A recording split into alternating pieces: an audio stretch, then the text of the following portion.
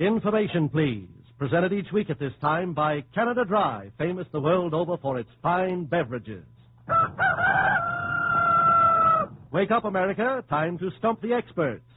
Every week at this time, Canada Dry gives you a chance to turn the tables on the authorities at a profit. Here's how it's done. You may submit from 1 to 3 original questions per letter. If your question is used, you receive $5 and $10 additional if it stumps the board. So you may win $15 in all. Don't worry if our editorial staff changes or edits your question slightly. All questions become the property of Information, Please. Letters with questions are to be addressed to Canada Dry, 1 Pershing Square, New York City. And now may I present our Master of Ceremonies, Mr. Clifton Fadiman, literary critic of the New Yorker magazine. Mr. Fadiman. Thank you, Mr. Cross. Ladies and gentlemen, Information, Please, week after week, pursues its happy-go-lucky way, unrehearsed and uninhibited. This evening, our unrehearsable and uninhibitable quartet consists of 4 bulging brows. Our 2 old hands are on the job, ready to be put on the spot. First, John Kieran, to whom we may apply Dante's phrase about Aristotle. That all right with you, Mr. Kieran? I hope so. Master of those who know.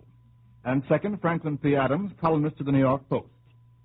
Third, we have Rex Stout, creator of the Nero Wolfe mysteries. And fourth, Moss Hart, co-author of You Can't Take It With You, The American Way, and numerous other Broadway smash hits. Now remember, my fine feathered experts, to raise your hands if you think you know the answer. And if you miss, Canada Dry's cheerful cash register rings up $10, and out goes a crisp new bill to the fortunate questioner. We're off. The first one comes from Helen Roujon of the Bronx, and she asks you to relapse for the moment into your first childhood, gentlemen. Just go back 30, 40 years. Oh, nonsense. Well, 27 for you, Thank Mr. you. Hart. And I'm going to ask you to complete for me the following childhood chants. You've all had childhoods.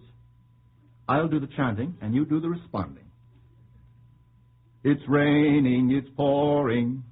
Mr. Kieran. The old man is snoring. Very good. Second, I love coffee, I love tea. I had no childhood, just...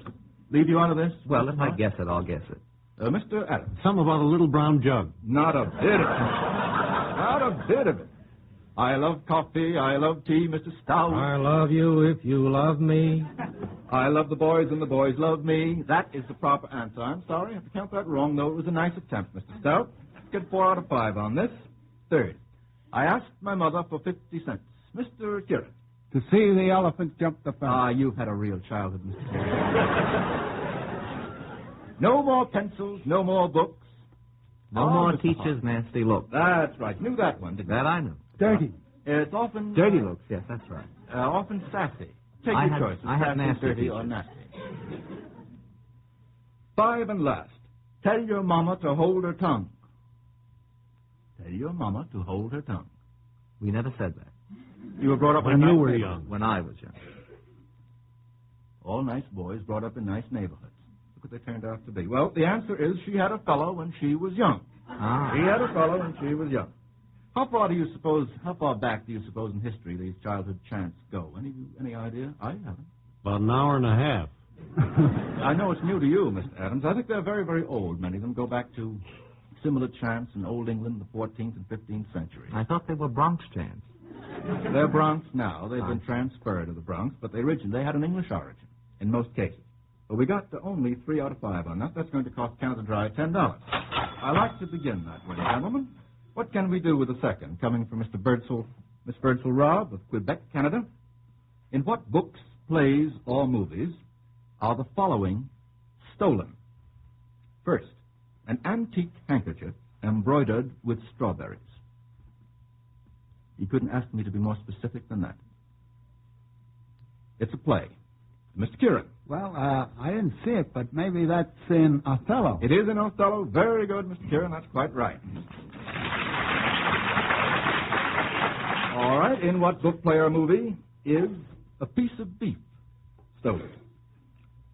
Mr. Kieran. Well, that's in the old nursery rhyme. Taffy came to my house and stole a piece Yes, of beef. that's right. It really isn't a book, play, or movie. Or maybe it's been transferred to the screen, has it? I don't think so. Mr. Hart? No, not that I It's know. not a bad plot. It's not a bad plot. I'll Not a take bad it. plot. Eddie Robinson picture. 3, a prince. In what play is a prince stolen? Mr. Adams. Gondoliers. Gondoliers by Gilbert and Sullivan, very good. In what book, play, or movie are a sheet, a pewter spoon, 6 candles, and a shirt stolen? Can you remember all that? Mr. Adams. The Prince and the Pauper. No, you've got the right author, but you have the wrong book. I'll give you 10% credit on that. Huckleberry Finn. Huckleberry Finn is the right answer, Mr. Stout, when Huckleberry Finn and Tom are planning to Yeah. rescue Jim. Sorry you came in late on that. It or is rather, I'm too sorry you came in so early, Mr. Adams. In what book, play, or movie are 4 dead men stolen or otherwise removed? I'm not Mr. Hart. sure. I think it's a slight case of murder. Yes, it's a slight case of murder starring Eddie Robinson. That's quite correct. We got 3 out of. No, we got 4. We got 3 out of 4 on that, which is quite correct. The next question from Mr. Don Lane of Washington, D.C. Oh, I like this one. I like this one. I'm going to ask you, gentlemen, each of you in turn, sit back in your chair, Mr. Adams, that's right, kindly to give the name of your present United States Congressman and the number of the congressional district in which you reside. Something I think that every American citizen should know. And as the boys puzzle their brains, trying to, in the first place, remember the congressman, and second place, trying to remember where they reside, I'm going to ask the audience listening in to try to remember the names of their congressmen and the number of their congressional districts. I'll begin with you, Mr. Kieran. Mr. John Kieran, do you live at 4506 Riverdale Avenue, Bronx, New That's York? right. And your congressman is? Buckley. Charles A. Buckley, correct. And your district is? 23rd. Very good. Very good. If the others do as well. And Mr. Buckley's politics, Mr. Kieran? Very Democrat. Very Democrat. All right. Mr. Franklin P. Adams, do you reside, live, and otherwise inhabit the town of Westport, Con? Weston Con. I beg pardon, Weston. And you're a congressman? You have a congressman, Mr. Adams? I don't mean a personal congressman all for yourself. I don't know. You don't? Are you surprised that you don't know? I know who represents us in Hartford. Willis Banks. Well, it's nice to get a little plug for Mr. Willis Banks, but unfortunately that's not the answer to the question. The answer is Albert E. Austin. And in what district do you live, Mr. Adams? What congressional district? First District. No, 4th. You're only 3 out. And do you know whether the Honorable Mr. Austin is a Republican or a Democrat? He's a Republican. He's a Republican. You got that right. That's one wrong. Now, Mr. Moss Hart, do you reside at the Waldorf Astoria Tower, New York City? Mm-hmm. What floor? Because this may affect our... That doesn't affect the You don't congressman. think so? No. Do you know who your congressman is? Very well-known congressman. Been receiving a great deal of publicity lately. Never mind, Mr. Adams. Mr. Hart has to answer this question. Mr. Hart, I'm sorry. This is a stab. Bruce Barton. Bruce Barton is correct. And your district is? 50th Street and Park Avenue. Yes. Would you like to pick a number?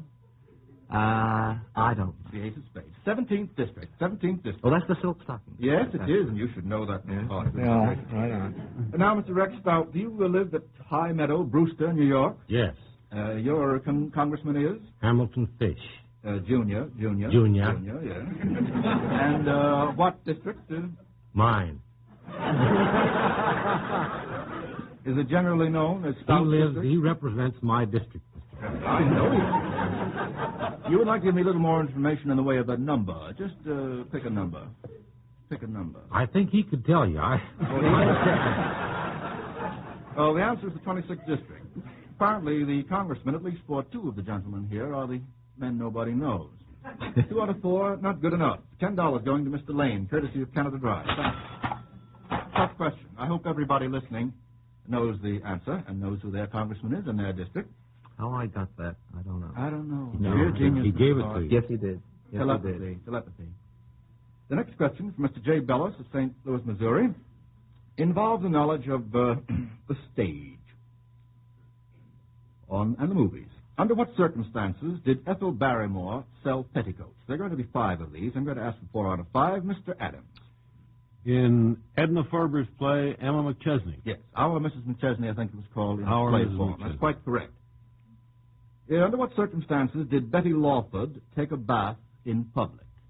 Mr. Hart seems to In know that the women. immediately. I beg In pardon? the women. In the women. Claire yes. Booth's play. Very good. It was a bubble bath. It was. How did she get those bubbles? Do you know? I've always wanted to know. The stagehands made them off stage. Oh, off stage. I'm glad to know that. See it. Good deal. Yes. Under what circumstances did Andrea Leeds commit suicide? Mr. Hart again. That was in the picture, Stage Door. In the screen version of Stage Door. Very good. Under what circumstances did Claudette Colbert steal artichokes? Steal artichokes. Mr. Stout. When she was hungry. Yes. I know. Very quick wit. But, I know. Mr. Hart. In Tavares. In Tavares. In the screen, picture. In the screen version of Tavares. Very good. We're all right on this one. We've got 4 out of 5. Here's the fifth. Under what circumstances did Leslie Howard read poetry in a hash house? Mr. Hart again. In The Petrified Forest. Yes, in both the screen and stage And version. stage. Mr. Hart, I'm glad to see you paying so much favorable attention to the work of your contemporaries. Thank you. You don't mind if I call them your contemporaries? Not do you? at all. Sounds so much better than colleagues. Contemporaries seem to last longer somehow. The next question from Mr. H. Sounds Williams. better than predecessors, too, Mr. Fadden. Doesn't it, Mr. Stout? The next question from Mr. H. Williams of Dallas, Texas, involves your knowledge of botany. Oh, that's fine. Well, you want to get out of this, Mr. Hart? I may leave. All right, now you just get out. Now, I'll probably get Mr. Kieran and Mr. Adams coming in on this. And Mr. Stout, I know, is a gardener. How are the edible parts of the following classified by botanists? For example, celery would be classified as a stem or stalk, or as the musical overture to a dinner, usually. How would you classify tomato or tomato? Pick one out of two. Mr. Kieran. Well, some people call it a fruit, and others call it a vegetable. I call it a fruit myself. I call it a fruit myself, too. That's 2 against the other people. Fruit is correct. It is, in fact, a berry, isn't it? Yes, a form of berry. A sort of berry that's gone through an inflationary period. Coconut. How would you classify coconut? Mr. Stout. Coconut is a seed.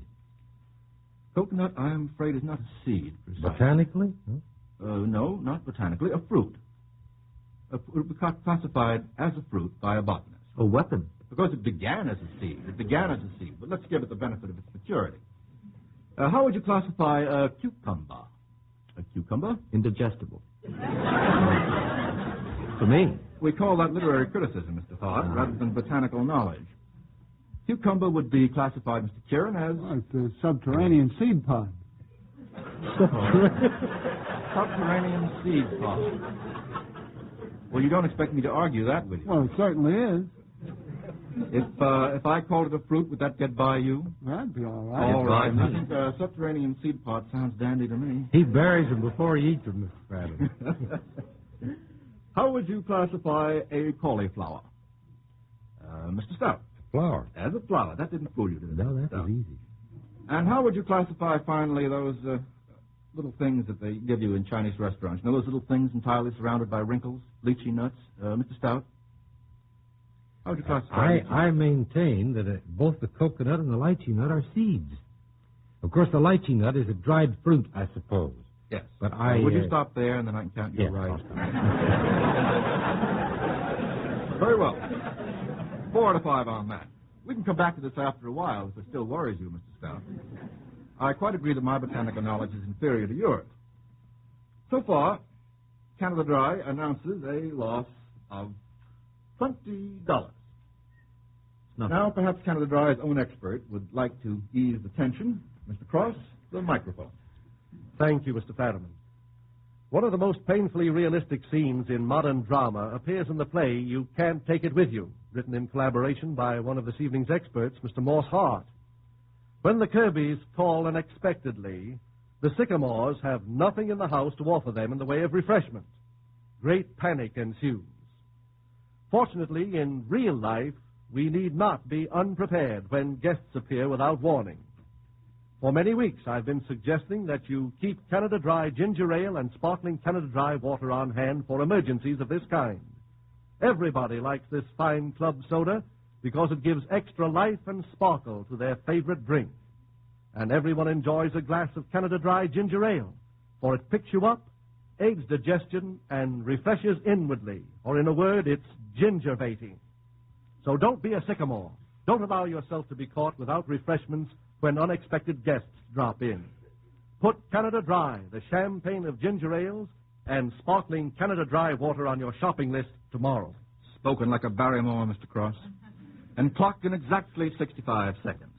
We'll go on with the program and ask a question sent in by Mr. Edgar Dannenberg of this city. 5 parts, get all of them. Mention a song which you might dedicate to each of the following people.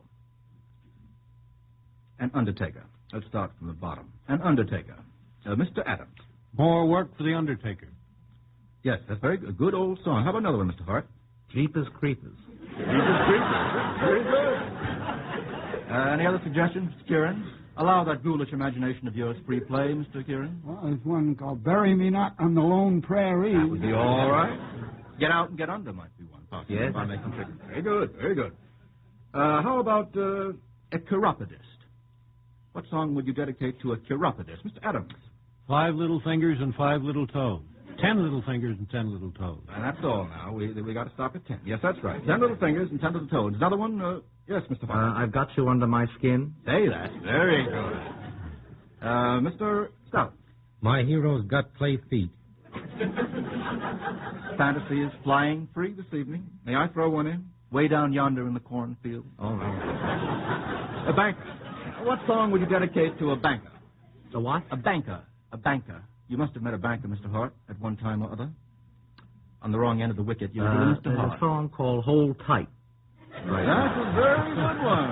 Very good one, Mr. Hart. Any other suggestions? Mr. Adams. The banks of the Wabash. I left that in, though I hate to do it. Any other suggestions? Mr. A bill or a Adams? dollar. Bill or a dollar, yes. The Liberty man who League, broke it's time the to bank ring at again, Monte- might be another one. What did you say, Mr. The man Scott? who broke the bank at Monte Carlo. That's right. It was a theme song for what? Where did that song appear? The Bowery. No, it was in a play on the Yeah, it was in a produced play. on the Bowery, Yes, but a it was long a different time ago. song. All right. What song would you dedicate to a fireman? A fireman? That's a rather easy one. A fireman. Mr. Hart. Get Hot. Get Hot. There's All a song called Get Hot. Yes, there is. Certainly, certainly. I'm not That old denying nursery that. song, Yeah. Scotland's Burning. Very nice. Very nice, Mr. Stout. Let's have a couple more. Mr. Adams. Another one called Fireman Save My Child. I knew you'd remember that one, Mr. Adams. It takes you back, doesn't it? How about Mother, Mother, Mother, Turn a Hose on Me? You don't like that. All right, we'll throw that one out. A football player. Mr. Kieran, we ought to get one from you on this. Dedicate a song to a football player. What song? Sticks and stones will break my bones. That's what we call a nursery chant. You learned that 15 minutes ago. Not precisely a song. Mr. Stout. The same old pig in the parlor. That's rather cryptic. Pigskin, football. Cryptic. You think that's cryptic? That's ultra cryptic. Oh, right. Ultra super cryptic. How about another one? Mr. Kieran. Please go away and let me sleep. Football player, well, maybe some of those you've seen. Well, they got 5 out of 5 on that. The next one comes from a very eminent author, indeed, Mr. Upton Sinclair of Pasadena, California. Full of famous people tonight. I want you to name 5 characters from the Old Testament, and I want you to state what each did to deserve the description here given. And you're going to get 5 out of 5, or I'll know the reason why. I will probably know the reason why. The most soluble character from the Old Testament, Mr. Adams. Lot's wife. Why? She turned to salt. Yeah, turn to a pillar of salt. Let me have the chemical formula, Mr. Adams, for salt. NaCl. Very good, very good. Very easy. The most indigestible. The most indigestible. Mr. Hart. You wouldn't go back to songs, huh? Well, that's the last question. I'd like to indulge you. Nebuchadnezzar? Most indigestible. He himself was not indigestible, Oh, I shouldn't think, grass. would you? Yes, he ate grass, is what I Yes, meant. he himself was not indigestible. Mr. Adams. Jonah. Jonah, yes, terribly indigestible. Lived in the whale's belly. The great discomfort of the whale. Now, who was the strictest vegetarian? Nebuchadnezzar. Very good, Mr. Hart. Very good, Mr. Hart. Oh, yeah. Nebuchadnezzar, who did eat grass as oxen. And the outstanding monopolist of the Old Testament. The outstanding monopolist. Mr. Kieran. Joseph, Why do you say that? because he gathered up all the crops in Egypt Yes. And he and had many stored them brethren. for 7 fat years. Yes, yes. This is all A more dangerous one was Solomon. He gathered up all the wives, didn't he? Say, there's a monopoly. Imagine what the SEC would Dangerous do to if we whom, were allowed Solomon? today. How about the severest music critic? This is really a sticker. The severest music critic in the Old Testament. David. Why do you say that? Critic, I say. Critic. Oh, critic. Critic. You know what a critic is. You must have had some experience I after knew your one books once. were published, Mr. Stone. The answer is beg your pardon? No. All right. Saul, who threw a spear at David while David was playing the harp. Your I mind had was David on playing the with wrong David, end. but you just had the wrong man. Rather pointed criticism. Well, we got one wrong. We were supposed to get 5 out of 5. Canada Dry is going to send $10 to Mr. Upton Sinclair with his compliment. Now, the next question comes from an equally celebrated personage. One of your competitors, Mr. Stout. I notice that your smile has suddenly erased itself. This question comes from Mr. Ellery Queen, who also writes detective stories. Very good ones, Mr. Stout, too. Yes, Very good indeed. ones. Yes, indeed. What striking similarity exists between the following? I have to get 4 out of 5 on this. Neville Chamberlain and Father Brown. Neville Chamberlain and Father Brown. Mr. Stout.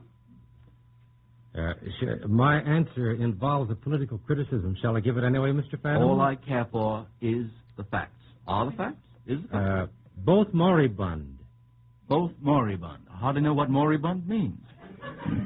No, I think that would not be the answer. Mr. Kieran. Both carried umbrellas. Both habitually carry an umbrella. That's quite right, yes. Now the second. What striking similarity exists between Albert Einstein and Sherlock Holmes? Mr. Kieran. Both play the fiddle. Both play the fiddle. Very good. What striking similarity exists between Mussolini and Hercule Poirot? Mr. Stout. Both bald. Both bald. Very good. That's right. Between Joseph P. Kennedy and Charlie Chan. Joseph P. Kennedy and Charlie Chan. We're bringing together odd bedfellows this evening, Did gentlemen. Charlie Chan have Charlie 9 children? Chan. He did, yes. And Well, what does that's- Joseph P. that's, Kennedy have? 9 children. Yes, that's right. Thank you, Mr. Hart. Very neatly done. And Tony Galento and Nero Wolfe. In deference to Mr. Stout, Tony Galento and Nero Wolfe. Mr. Hart. Food. Yes, both have a passion for what beverage, would you say? Beer. Beer, yes, and both are very fat men. Would you like to add anything to my description of Nero Wolfe, Mr. Stout? I think that's enough. I'm going to give you 1 second and it's over. Mr. Hart. Nero Wolfe has never played Lower State. That's the difference. Tony Galento doesn't like orchids. We're learning a lot about Tony Galento. The next question from Chester E. Floyd of Danbury, Connecticut, involves your knowledge of sport. Define and indicate in which game or sport each of the following terms is used. Luff, huff, rough, buff, and sluff. I defy anybody to say that more quickly. Luff. Luff. Mr. Kieran. Sailing. Sailing. What does it mean? Well, it means to pull up into the wind. Pull up into the wind. Very good. Huff. H-U-F-F. I don't know whether you cover this sport, Mr. Kieran. Mr. Hart. When you leave any place in a huff. That isn't a Yes, game. you wouldn't call leaving a place a sport, exactly. Because some places, Some places. Yes, some places. I'd like to take it, but I can't. It's a technical term in checkers. It means the removal of a player's piece from the board after he's neglected to capture his opponent's piece. Do you gentlemen play checkers? But that's a huff. We don't forget. That is a huff, yes. I want you to remember that.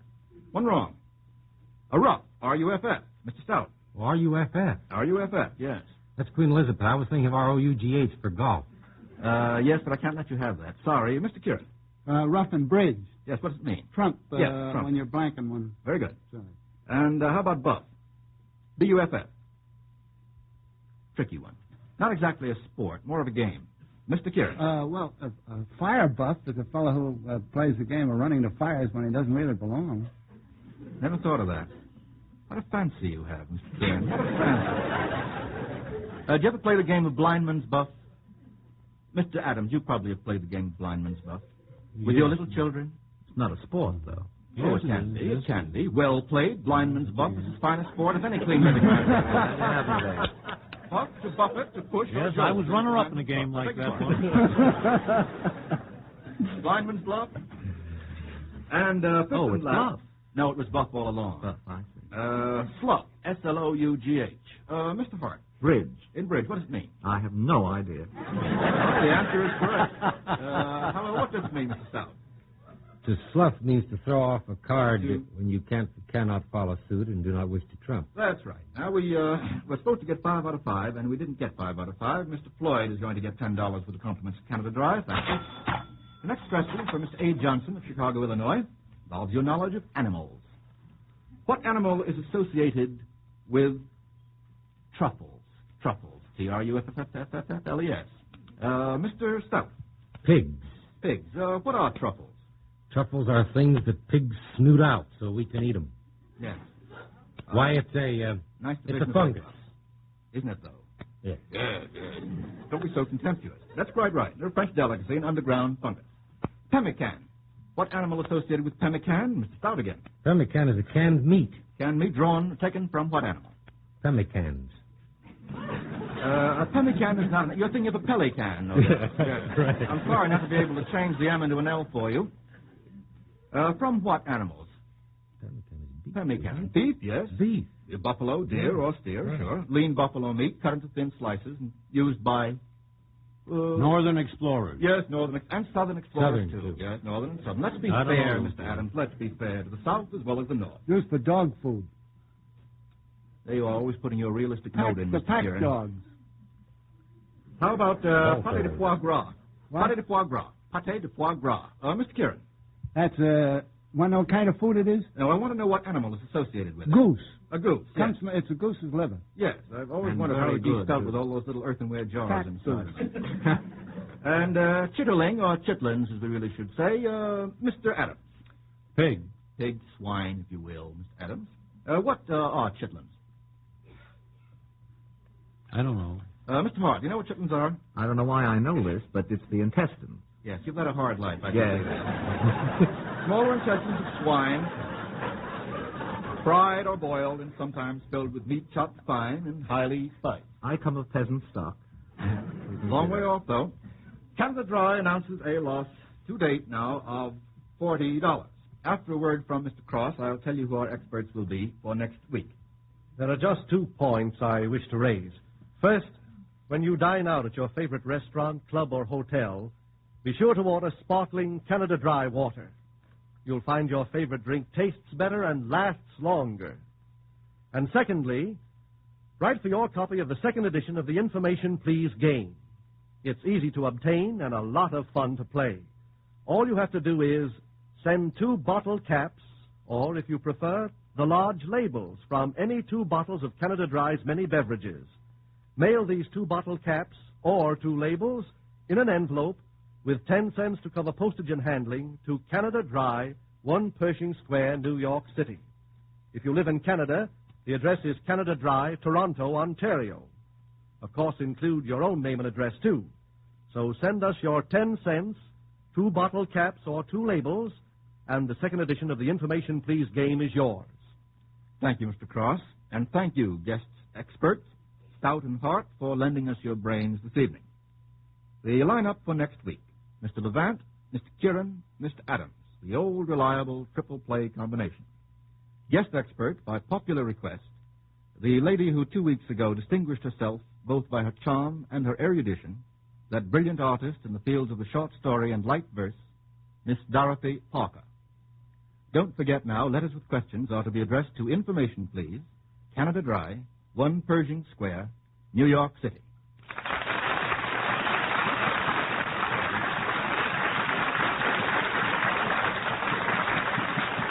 You'll find Canada Dry Ginger Ale, Sparkling Water, Lime Ricky, and Tom Collins Mixer wherever fine beverages are sold. The large family size is very economical, costing only 15 cents a bottle. And remember, there's a favorite Canada Dry drink for every member of your family. This is Milton Cross inviting you to join us now in a glass of refreshing Canada Dry. Good night, all. This is the National Broadcasting Company.